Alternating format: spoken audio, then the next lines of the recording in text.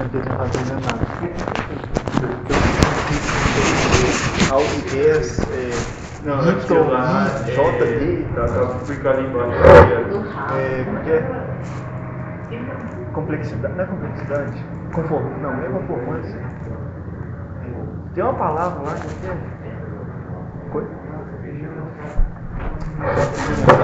vou olhar a foto mais pra falar. Por quê?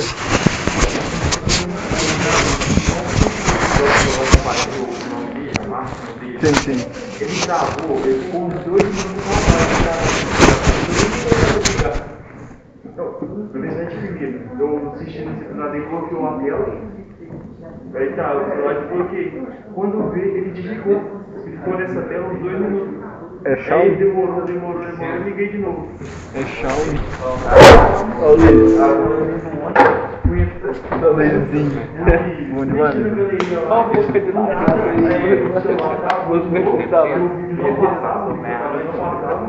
E a música foi para o É Samsung? Samsung? Que isso, meu Deus? Você geralmente é maior de Xiaomi, né? É o que eu tô falando, o celular já chega em 3 anos de idade, você pode trocar de não dá. Ô Gabriel, muito menos os caras. Tipo assim, quando compra o celular topzão, passa uma atualização, o celular já fica horrível já. Ele fez a primeira atualização, mas não travou, cara. O Luiz Henrique. O Luiz Henrique. Tu é o Luiz Henrique ou o Gabriel?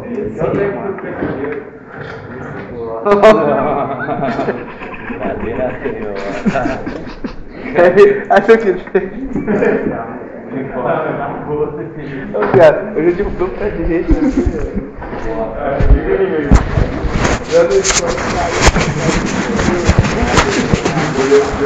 Mano, cara, eu tô chocado.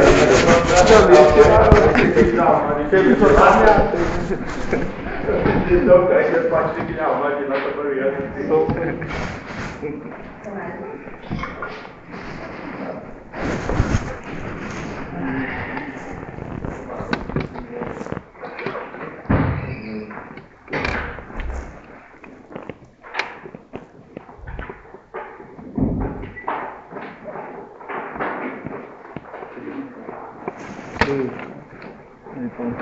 Visão pra tudo isso. Visão boca de cabreiro.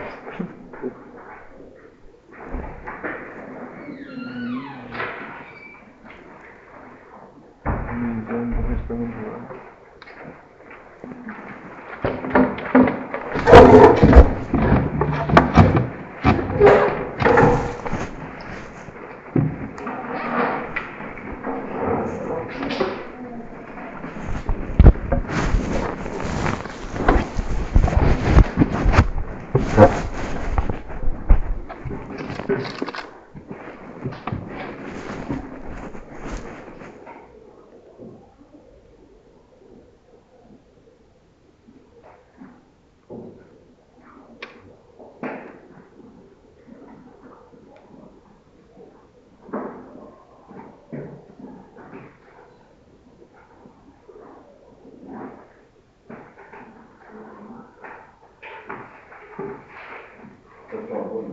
Bom dia.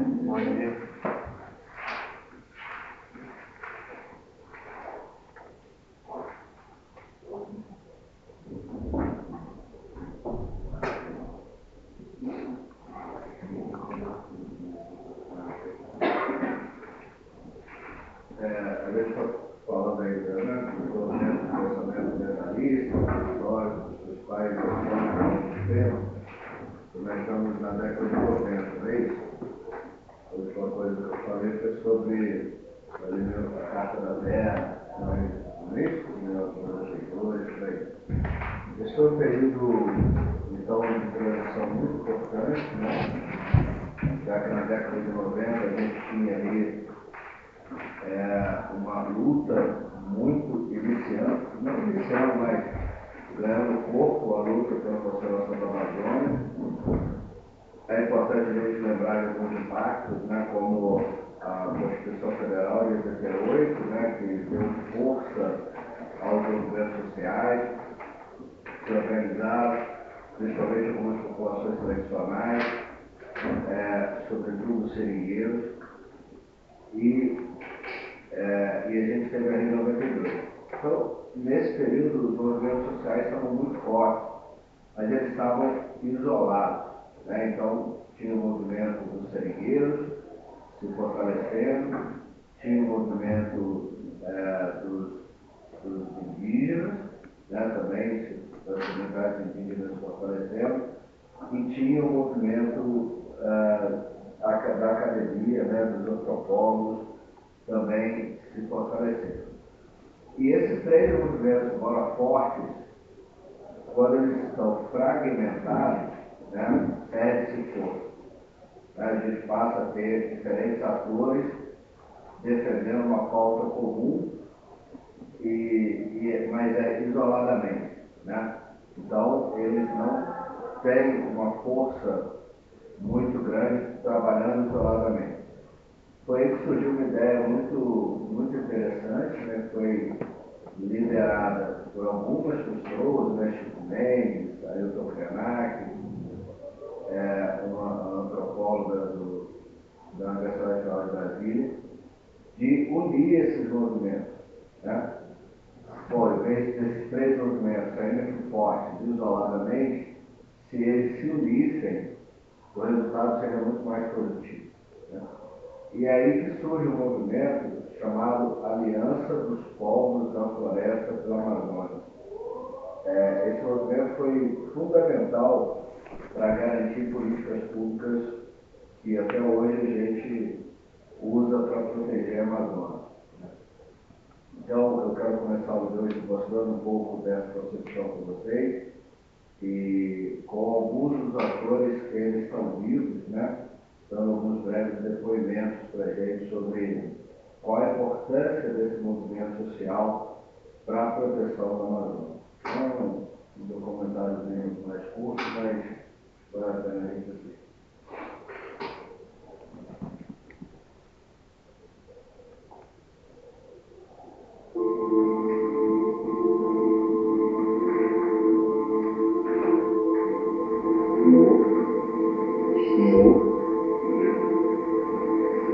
Ele não estava, se ele tivesse morto, a gente não estava hoje mais de 30 anos depois, falando sobre as ideias dele, sobre a luta dele, sobre a luta dos seringueiros, dos povos da floresta, dos índios, dos ribeirinhos, sobre um modelo de desenvolvimento que respeita as populações tradicionais, que respeita o meio ambiente e faz com que as pessoas possam continuar vivendo.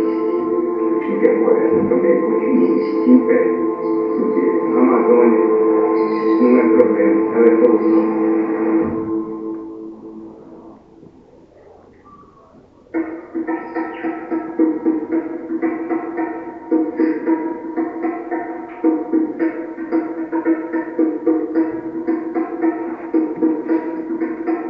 O futuro da Amazônia depende muito da organização e da resistência da sociedade brasileira. O índio, apesar de ter sido massacrado pelo branco, começou a entender que o seu verdadeiro inimigo não é o seringueiro, mas são realmente os patrões dos grandes latifundiários. A gente tinha uma dificuldade de se relacionar com os não indígenas da região, porque a gente tinha eles como inimigos. E a Aliança do Povo da Floresta ajudou a fazer entender que esse pessoal não era os nossos inimigos. Eles estavam ali trabalhando para sobreviver também. Então, nós se juntamos e fomos lutar. Lutemos, que era muito difícil, porque era nós e nós. Juntar os povos da floresta, indígenas e não indígenas, em objetivos que era buscar direitos, territórios, ter uma identidade para dialogar com as políticas públicas.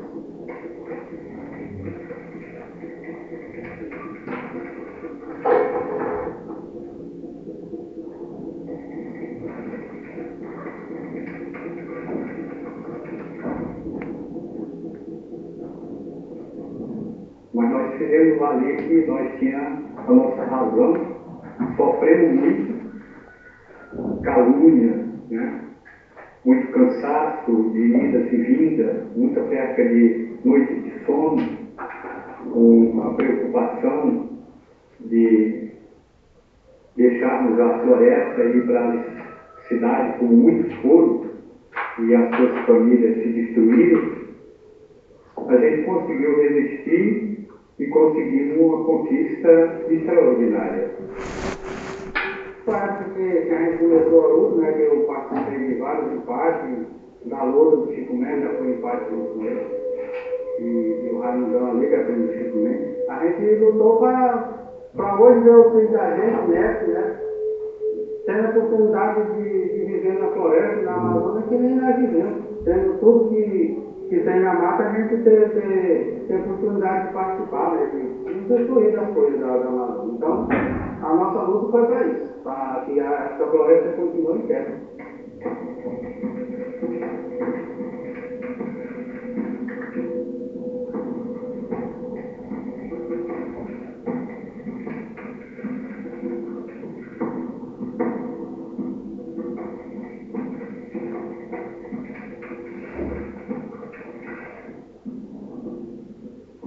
Olha, meu pai foi uma figura, né? Os amigos contam, e cada dia mais eu acredito que ele foi essa figura muito além do tempo dele. O poder da vida que eles tinham na época, a necessidade que eles tinham, na verdade, de se organizarem na época por conta, né, do modo como o nosso estado, como toda a Amazônia, na verdade, foi ocupada, né? De modo agressivo e invasivo. Que levou aos conflitos, que levou às destruições, que levou inclusive aos assassinatos como o dele. Foram vários professores diferentes, né? Professores que deram a vida, deram sangue para a gente ter essa liberdade que a gente tem hoje, para a gente ter feito usufruir de tudo que a gente construiu hoje. Né? E eles foram grandes professores para mim.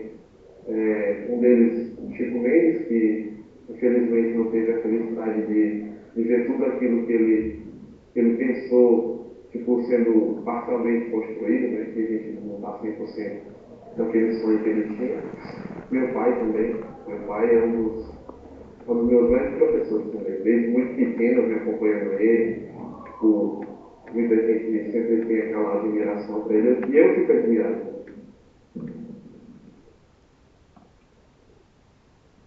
O impacto era um movimento em que quando eles descobriam qual área ia ser desmatada, eles se organizavam, né, e iam até o local para tentar convencer de forma pacífica, né, as pessoas que estavam lá. E normalmente também tinham sido seringueiros, que tinham sido expulsos, que tinham vendido suas terras por uma quantia irrisória e que passaram a trabalhar com os fazendeiros, desmatando.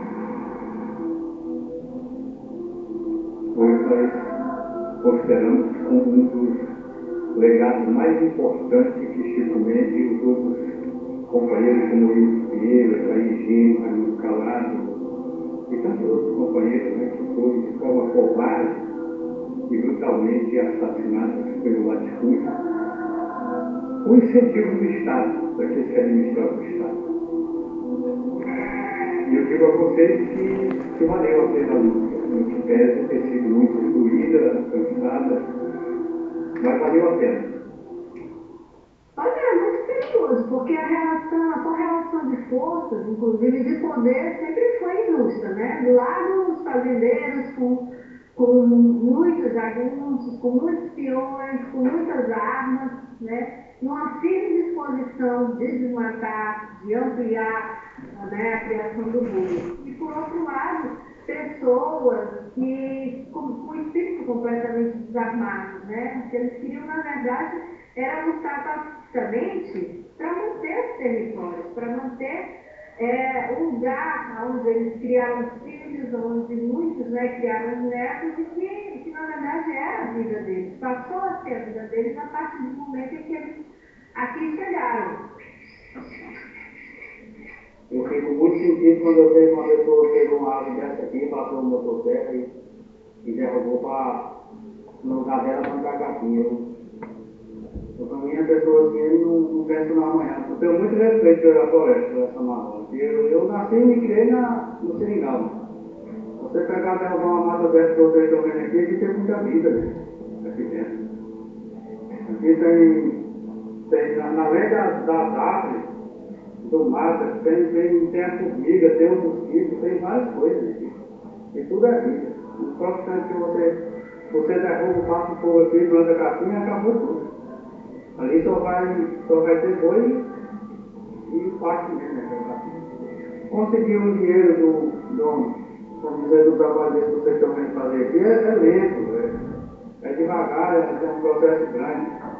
E o pessoal, para criar boi, o pessoal acha que é mais rápido, né? Mas eu considero, para melhor dizer, eu considero assim, que a pessoa tem muita ganância, né, pelas coisas. Para eles assim não tem um valor, né? E a maioria do povo tudo é na hora, quer saber na hora. Eu disser para vocês, eu estou com de 10 a 12 anos que eu tirei 40 15 horas nessa Copa aí.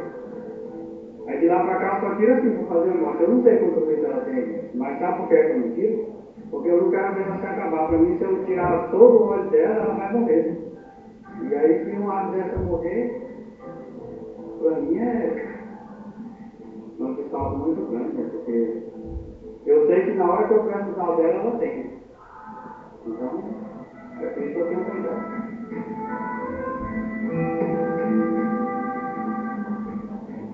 Eu sou o que quero mais pouco aqui, porque tenho menos costume bastante. Eu morar em terceira de 150 anos.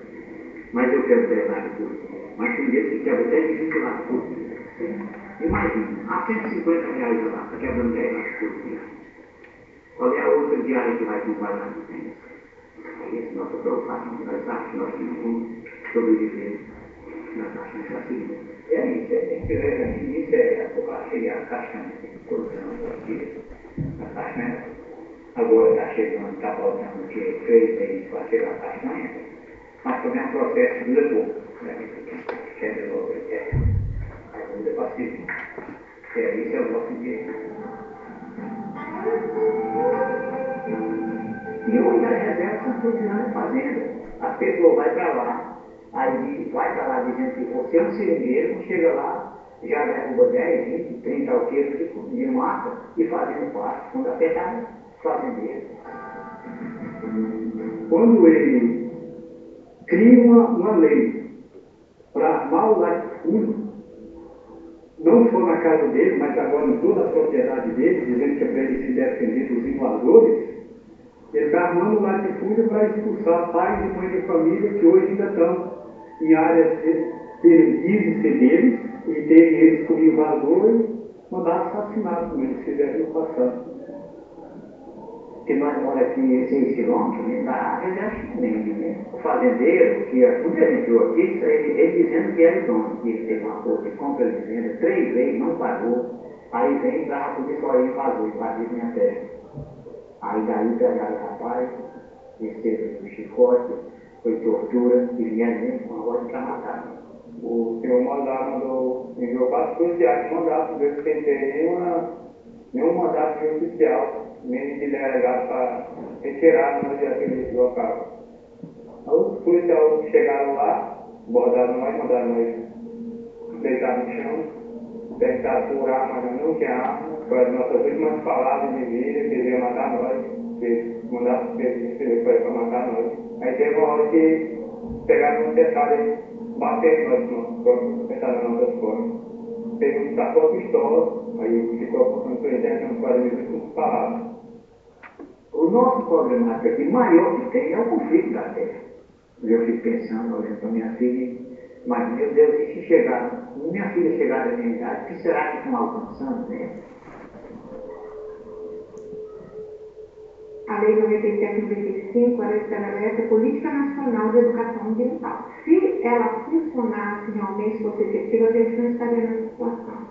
Mas a nossa lei, ainda nós temos uma legislação bastante avançada em matéria de meio ambiente. O que falta é a implementação. Nós temos muitas áreas já abertas, muitas áreas subutilizadas. não utilizadas. Não há necessidade alguma de se desmatar mais para produzir. Né? Não existe desenvolvimento econômico com degradação do meio ambiente. Então nós estamos diante de um governo dos piores desse país, que além de tirar os instrumentos dos órgãos que têm a responsabilidade de coibir essa prática nociva, né, que é a destruição da floresta, não só pelo desmatamento, mas também pelo fogo, no lugar de coibir, faz incentivar.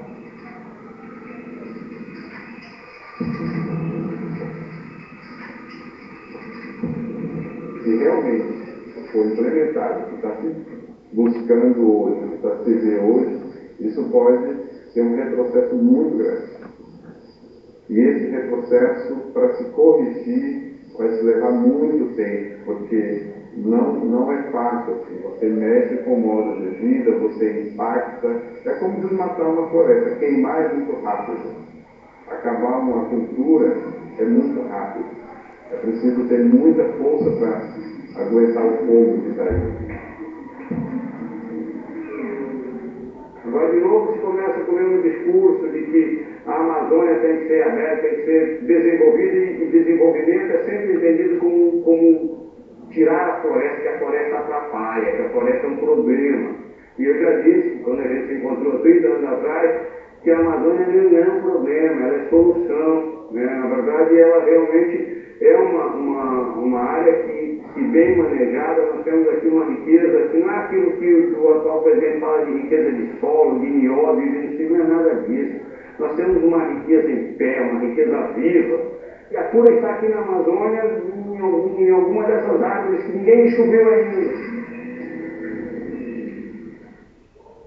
Hoje a gente está num momento muito estranho, porque a sensação que a gente tem é de ter um Estado trabalhando contra a Amazônia, a existência da Amazônia, contra a existência dos povos indígenas, contra os direitos das minorias. Então, a sensação que a gente tem é de que o Estado trabalha para tirar da gente esse direito. Os interesses mais caros da sociedade foram colocados sob a tutela do Ministério Público. E o meio ambiente é um bem mais caro que a gente tem, porque significa, se você degradar o meio ambiente, isso é suicídio, né? Não tem como, né? Para você preservar quaisquer outros direitos, a vida é o primeiro, né? E sem meio ambiente não existe. E, na verdade, se a gente olhar pelo viés econômico, é burrice você destruir o meio ambiente. Todos os recursos para a economia, eles vêm do meio ambiente, as coisas não aparecem no passe de mágica, assim, né? Tudo que a gente precisa vem da natureza.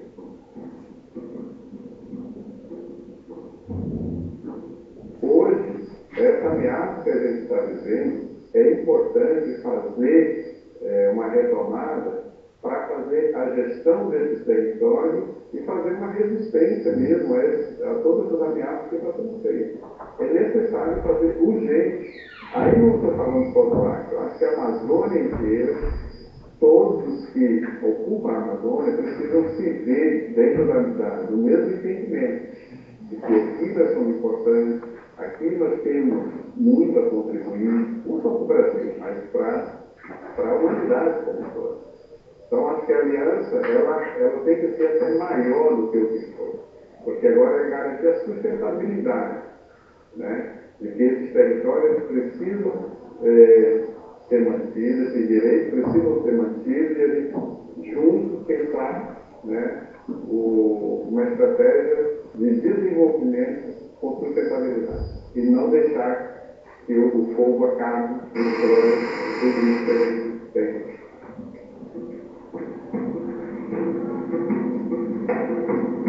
Tem como nós explorar essa nossa floresta, e inclusive manter ela protegida. Então eu tenho aqui demonstrativos que provam que é possível a gente explorar essa floresta, viver dela, sem viver passando necessidade, sem viver de forma miserável e recuperando, inclusive as áreas degradadas. É preciso se fazer isso, para que a gente possa fazer valer os direitos que a gente conquistou e que aos poucos estamos se tirando.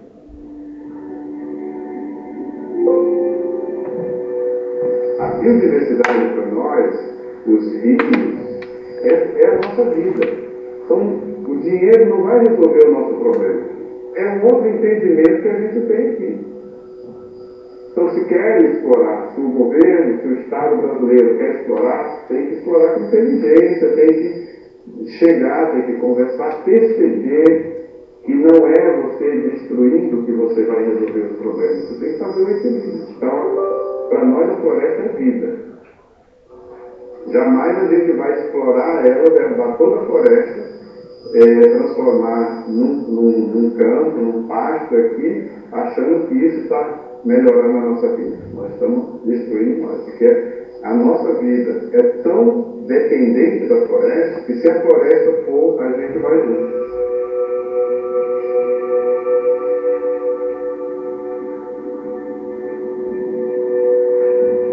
E a gente está aqui, né, em pleno 2019, século XXI, 30 anos depois que foram criados esses territórios, a gente não está conseguindo avançar e a gente está lutando aí há 9 meses, pelo menos, para não perder o que já tem. Isso é preocupante.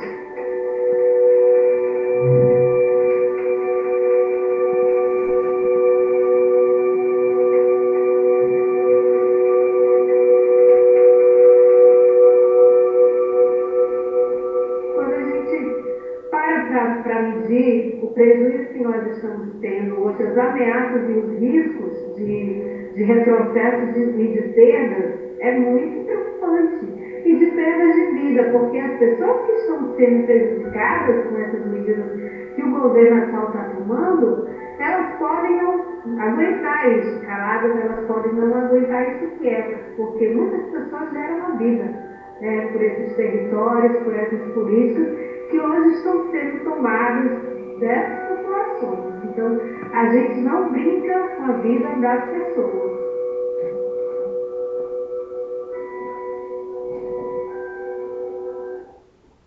Bom, esse documentário foi em 2019, só para contextualizar, eu queria falar um pouco dos empates, né, que foram citados ali.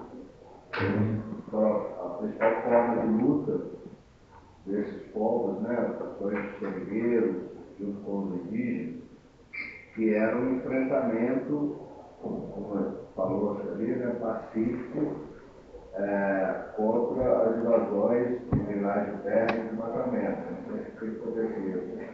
Chegavam invasores, expulsavam as populações indígenas e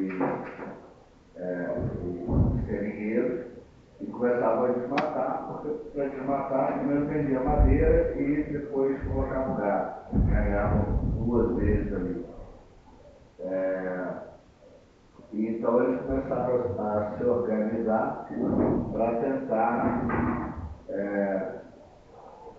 impedir, convencer na comunicação também os próprios colegas que estavam trabalhando, às vezes de forma obrigados e até escravizados dentro de uma situação moderna, né? Por esses chefes, por esses invasores, enfim, e tentavam convencê-los a recuar e a mudar de lado novamente. Então, foi um movimento muito importante, liderado aí. Chico Mendes ficou para a história como um grande líder desse movimento, mas é claro que, como o Raimundo disse, né, outros, tantos também foram assassinados e foram lideranças importantes desse processo. Então, esse movimento ele começou ali na década de 80 e avançou e foi ganhando força na década de 90 e mais recentemente se reorganizou, como a gente falou.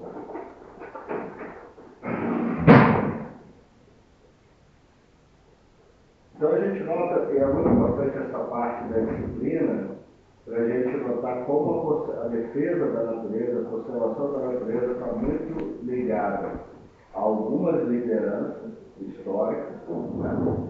Mas também a organizações de grupos sociais. Isso foi muito importante, isso deu muita força aí no movimento de redemocratização do Brasil. Teve esse cenário realmente bastante positivo, né? Que foi um passo importante. A sociedade estava se reorganizando e ganhando condições de mobilização social. Bem.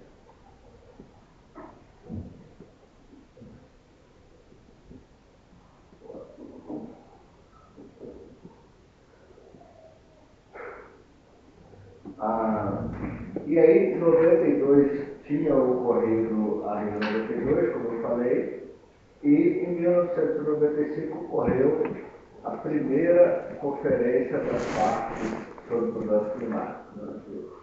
Todo mundo sabe que essa semana está acontecendo a 30ª, né? Então, é uma vez a cada ano.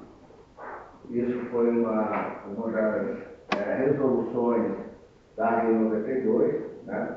Que a cada ano ocorresse as conferências das partes sobre mudanças climáticas. A gente tem duas COPs, né? A gente tem a COP das mudanças climáticas, do clima, e a COP da biodiversidade. Então, ambas ocorrem anualmente. Em 1995 a gente teve a primeira sobre o clima que realizou em Berlim, depois começou até a gente chegar na COP30 no Brasil. Os avanços são poucos, né? Mas a gente tem visto aí o movimento, por exemplo, no Brasil, embora boicotado pelos Estados Unidos, né? Que são os principais emissores, a gente tem conseguido alguns avanços importantes.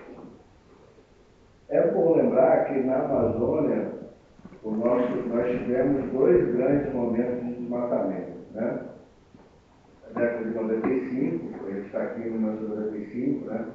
A Amazônia representou a maior taxa de desmatamento da história, que começou a cair, depois novamente cresceu. Em 2004 a gente teve um outro pico, e aqui em 2004 começou um movimento muito importante, liderado pela ministra Marina Silva, né, que foi um movimento inovador, em que a gente teve uma organização de todo o sistema governamental em torno de uma agenda. Não sei se o nome agora é exato disso, mas a ideia era que o governo inteiro, que o desmatamento da Amazônia não fosse um problema só do Ministério do Meio Ambiente, mas fosse um problema de todos os ministérios, e essa força, mais uma vez mostrando a importância da coesão, da parceria, né? Mais uma vez essa força deu resultados importantes, e a gente teve a maior queda da história dos desmatamentos já registrados nos últimos anos, né? Depois a gente teve um outro movimento de crescimento, mas não tão intenso e tão acelerado, e agora a gente está num novo período de queda de desmatamento. É importante a gente entender que esses gráficos mostram se o desmatamento está mais acelerado ou menos acelerado, mas é claro que qualquer cenário desse é negativo, porque o desmatamento sempre continua, né? Às vezes mais rápido, às vezes mais lento. O ideal vai ser o dia que a gente vê esse gráfico com barras negativas, né? Aí significa que a gente chegou ao tão sonhado desmatamento zero ou recuperação da floresta. Mas enquanto essas barras forem positivas, né, independente do tamanho, o desmatamento continua acontecendo. Então, a expectativa, quando a gente fala de desmatamento zero, é que a gente não tenha mais barras positivas ao longo da história, né? Que é bastante desafiador, mas nos últimos anos a gente teve uma outra queda significativa de desmatamento. Em 1997 a gente tem um outro momento importante, que é o Protocolo de Kyoto, né? Que foi fundamental para a gente começar a discutir essas coisas relacionadas à atmosfera, ao clima, né? Só os Estados Unidos não ratificou. Então, a ausência dos Estados Unidos dessas grandes conferências é extremamente negativa, né? Porque ele é um dos maiores emissores de poluentes do mundo, né?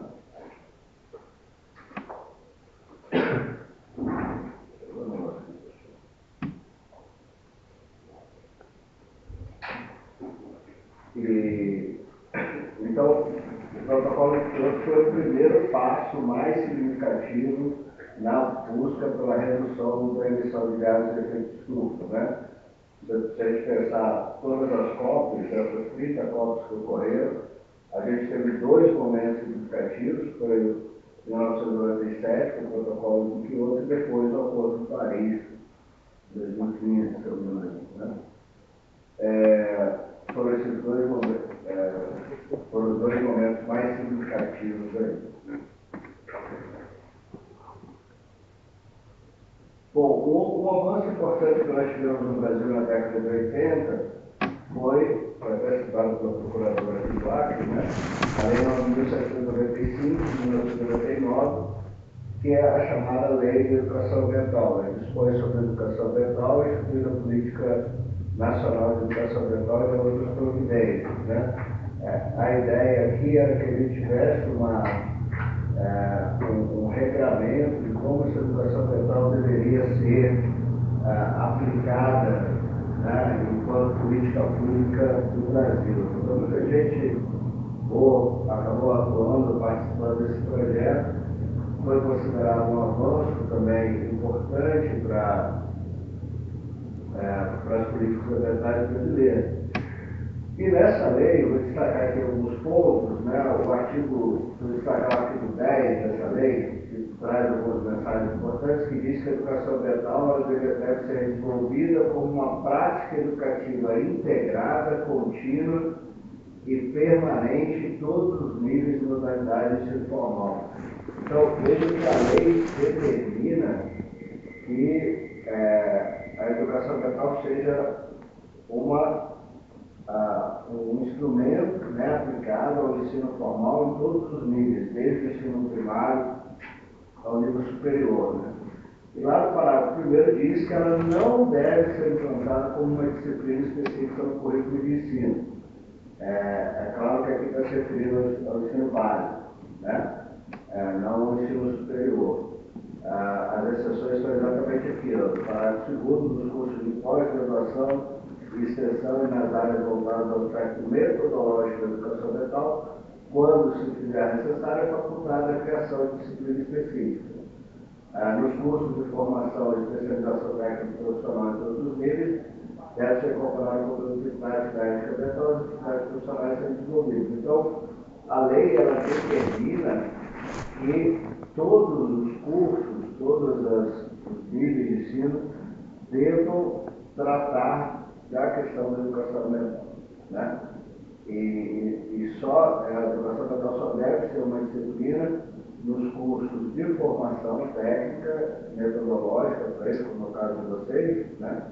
No curso de vocês, e cursos de pós-graduação, né? Onde a gente não vai tratar, e é importante, né? Porque a educação ambiental, por que ela não deve ser uma disciplina? Porque ela é essencialmente multidisciplinar, né?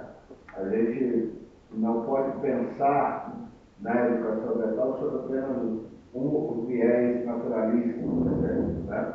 A educação ambiental traz implicações sociais, econômicas, do mundo físico, químico, biológico. Então, é um contexto mais amplo, por isso que ela deve ser transversal. A lei determina que a gente deveria estar tratando de educação ambiental lá nas aulas de matemática, de física, de biologia, de geografia, de história, de alguma maneira, né? Claro que isso não funcionou, né? E, com raríssimas exceções, isso ainda não funciona, porque a a gente não teve uma geração de pessoas preparadas para isso, né?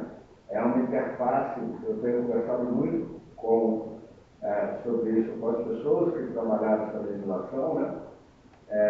E a gente percebe exatamente essa dificuldade de transição. Quando a lei aparece, a gente não tinha um grupo de pessoas preparadas para atuar. O professor de História não tinha sido formado dentro das perspectivas, de Geografia também não, nem de Biologia, né? Muito menos de Matemática, de Física, de Química. Então isso acabou não se concretizando, né? Mas é o que diz a lei, botar a perspectiva legal ainda, essa forma de aplicação da legislação brasileira, né? Então isso é muito importante, né? A ideia de que ela deve ser integrada, contínua e permanente e aplicada em todos os níveis, seria o correto, né? Bom, e aí a gente chega à virada do século, né? Que foi um momento também de grande esperança, né? Sempre que a gente tem essas grandes viradas, há uma sensação de uma renovação de esperança da sociedade, né? A gente faz isso ano a ano, quando um ano muda para o outro, né? Mas imagina que é mudar um século, né? Então, entrar no século XXI foi um momento de grande expectativa, de grande esperança num mundo melhor. A gente já previa, lá no final do século XX, muitos dos avanços tecnológicos se tornaram realidade, né? A gente está falando aí de 25 anos em que a gente ainda não tinha internet direito, o celular não existia, coisas que são, não existia assim em larga escala, né? Não era popular, coisas que são extremamente comuns hoje no nosso dia a dia, ainda estavam longe da realidade da sociedade mundial lá em 1999. Mas já com perspectiva, por exemplo, a cura de algumas doenças, né, do enfrentamento, algumas questões sociais. E um dos avanços foi os ODMs, né? Os ODMs são anteriores aos ODS, né? Então, os ODS são os Objetivos do Milênio, estabelecidos pela ONU no 2000. Inicialmente se estabelecia 8 objetivos importantes, né? Quer dizer, essa era a perspectiva do século XXI, né? Erradicar a extrema pobreza e a fome, universalizar a educação primária, promover a qualidade entre os sexos e a autonomia das mulheres, reduzir a mortalidade na infância, melhorar a saúde materna, combater, era um grande problema, né? Hoje menos, mas ali na década de 80, 90, explodiu a AIDS, né? Uma doença causada por um vírus transmitido sobretudo por atos sexuais, né? Mas também por transfusão sanguínea. Muita gente pegou AIDS por transfusão sanguínea. Então era um grande problema social. Hoje a gente ainda continua tendo transmissão do vírus da AIDS, mas ele já não é mais letal como ele era na década de 80. Existe remédio, então é possível conviver com a doença, né? Mas na década de 80, 90, a AIDS matava assim, rapidamente. Muitos artistas brasileiros morreram, né, de AIDS nesse período. E no mundo inteiro, principalmente na África, a AIDS teria surgido a partir de contato com primatas na África, né? E se espalhava rapidamente pelo mundo. Então o continente africano estava sendo bastante afetado por essa doença. Garantir a sustentabilidade ambiental e estabelecer uma parceria nacional para o desenvolvimento. Então essas 8 metas eram as metas desenhadas para esse século XXI que estava se estabelecendo, estava se pensando naquele momento. E aí nós vamos ter, já no início do século XXI, em 2002 a chamada Rio Mais 10. Né?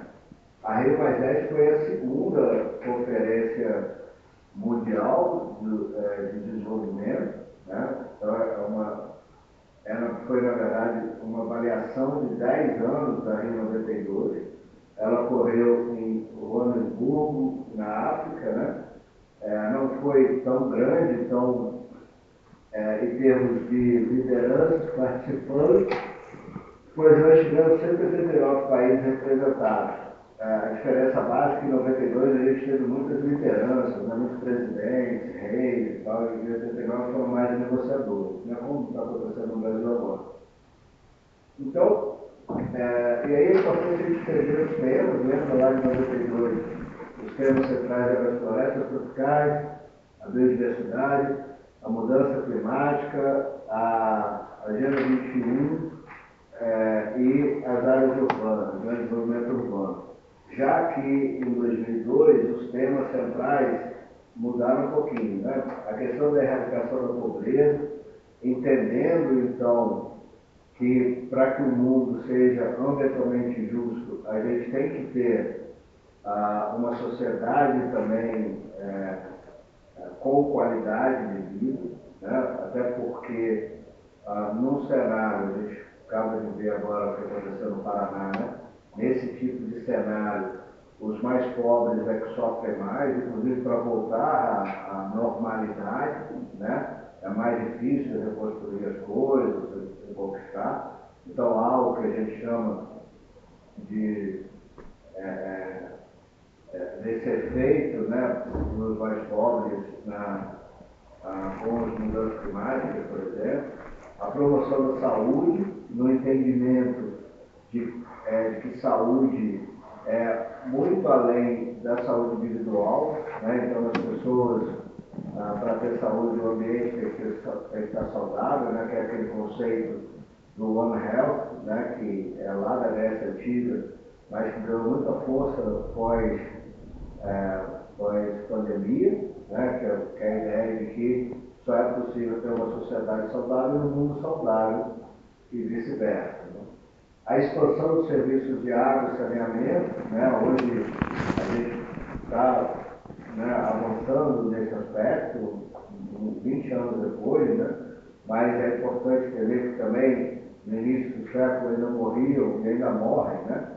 Milhares ou milhões de pessoas por doenças transmitidas pela água, né? Pessoas que não têm contato com a água, pelo menos em algum período do ano. A gente vive uma realidade muito diferente, né? A gente vive nós aqui no Sudeste, que a gente tem sempre, com raras exceções, a gente não tem problema de água, mas muitos países e muitos estados realmente têm uma dificuldade de fornecimento de água potável, e isso ocorre inclusive na Amazônia. Isso é uma das coisas impactantes que a gente só aprende vendo, né? Porque enquanto eu não fui na Amazônia, no interior da Amazônia, eu não consegui entender, por exemplo, como poderia faltar água na Amazônia, né? E aí depois, ficando nos dias lá, eu consigo entender, porque não adianta você ter um rio enorme na sua casa, mas você ou vai ter que ir lá buscar água o tempo inteiro, ou você tem que bombear essa água para a sua casa, isso depende de energia, isso envolve outras questões. E na Amazônia, em muitos pontos, há uma flutuação de água muito grande, então a diminuição do recurso é bastante significativa, né? Então esse é um grande desafio.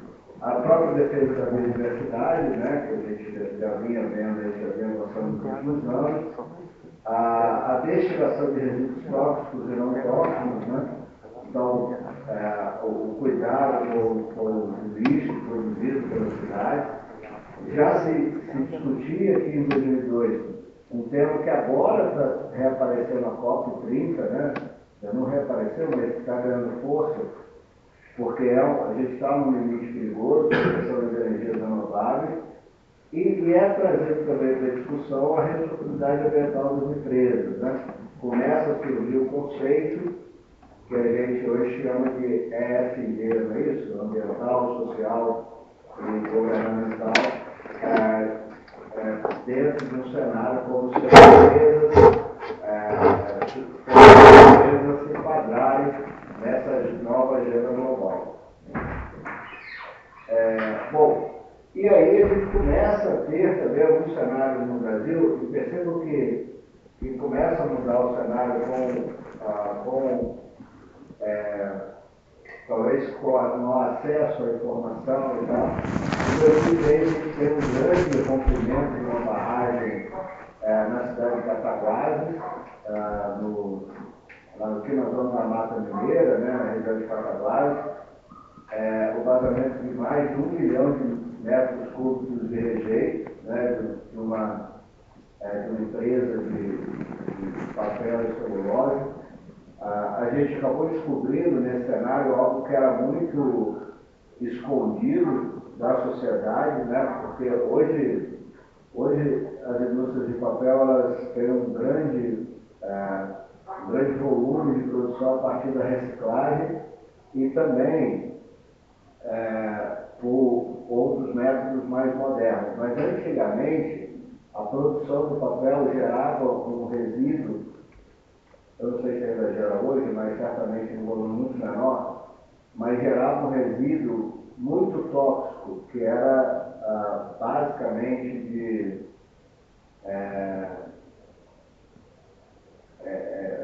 um resíduo de ácido, um ácido sulfúrico, se eu não me engano, não lembro bem. Mas enfim, esse resíduo não se tinha o que fazer com ele. Então esses resíduos eram armazenados, se vocês estão vendo aqui, é uma lagoa só desse resíduo, isso aqui é preto, muito preto mesmo, né? Isso ficava então em barragens, que na verdade existem centenas dessas barragens até hoje no Brasil, porque não tem o que fazer com isso, até hoje não se tem tecnologia para resolver esse problema. Isso era meio que escondido da sociedade. Essas barragens normalmente são feitas em locais isolados, muitas vezes topo de morro, para ninguém ver, né, cercados por vegetação. Só que em 2003, uma dessas barragens se rompeu, causando um dano assustador, né? Lá na região que eu moro, né, na zona da mata, destruindo uma grande área, né, pegando o leito do Rio Doce e já lá embaixo, chegando até a Foz do Espírito Santo, né?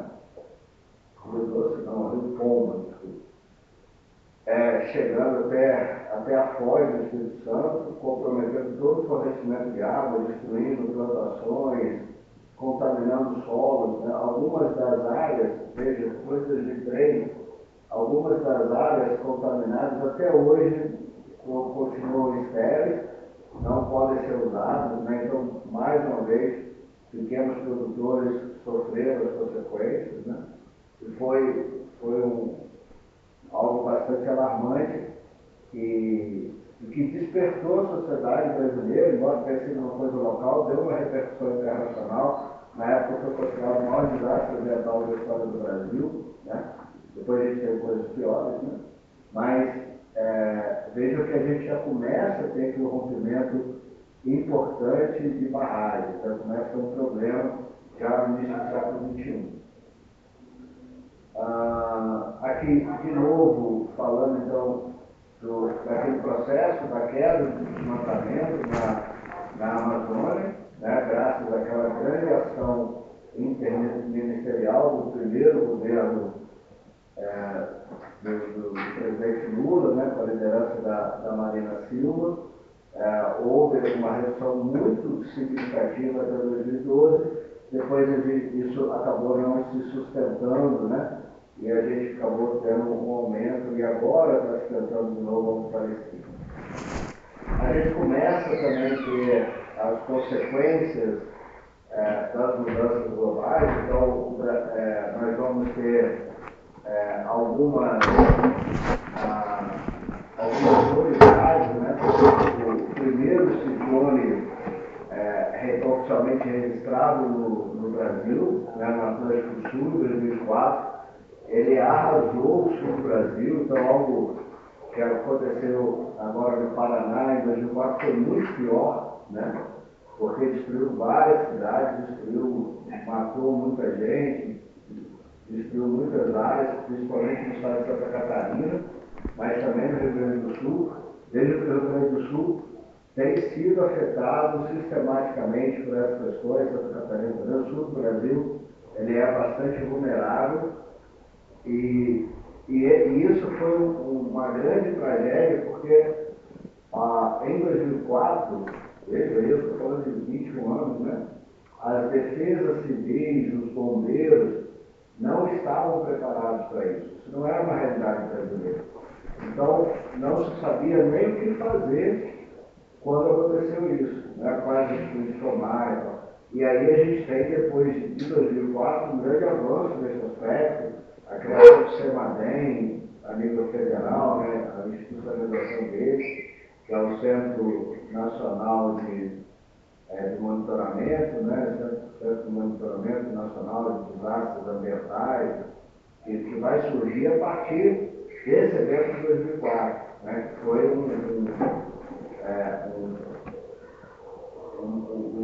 começou nessa preocupação que nós não tínhamos, né? A gente não, até então, imaginávamos que não era possível ter ciclones no Atlântico Sul. E aí isso se transformou numa realidade a partir do cenário de mudanças climáticas que a gente vem enfrentando, né? Então aqui, como ele se forma, né, como ele vai chegando no estado de Santa Catarina e Rio Grande do Sul. Já no hemisfério norte, isso não era novidade, né? Furacões e ciclones ocorrem no hemisfério norte há muito tempo, mas o que foi novidade em 2005 foi a intensidade, né? Então, nós nunca tínhamos tido um furacão tão intenso quanto que nos Estados Unidos, quanto que o chamado Katrina em 2005, que destruiu várias cidades norte-americanas, né? E foi um evento também bastante dramático, né? Começou a se chamar a atenção para o mundo mesmo dos efeitos desses fenômenos, né? Então, veja que a gente tem dois cenários interessantes aqui, negativamente, né? O surgimento de ciclones, não furacões, mas ciclones no Atlântico Sul, afetando o Brasil, e o aumento da intensidade de furacões e ciclones no hemisfério norte. Então, obviamente, isso afeta e começa a entrar na agenda política internacional. Nós vamos ter, nesse período, principalmente no início do século XXI, um cenário também muito interessante, que é uma recuperação, uma diminuição drástica do desmatamento de florestas temperadas, né? Então, principalmente na Europa, mas também uma redução, mas muito menor, com desmatamento significativo nas áreas tropicais. Então, o que eu quero destacar aqui é que a gente tem um movimento na Europa muito interessante de reconstituição de florestas, né, na Europa e na China. A China reconstituiu boa parte do seu território florestal. A França recuperou mais de 80% das suas florestas, né? Então, há um trabalho, né, uma perspectiva. Claro que isso não é porque eles desenvolveram um pensamento ambientalista do nada. Isso tem a ver com a ausência de recursos, né? Muitos países europeus já não têm água mais no seu território, precisam importar água. Então, esse movimento é um movimento em busca de recuperação de recursos, né? E de menor dependência de outros países para isso. Mas, obviamente, alguma coisa tem que continuar sustentando a economia e a gente percebe a pressão sobre as florestas tropicais. Também nesse século a gente começou a se acostumar com as pandemias, né? Claro que nada tão intenso quanto o que aconteceu em 2019, mas a primeira grande pandemia que assustou o mundo foi o H1N1,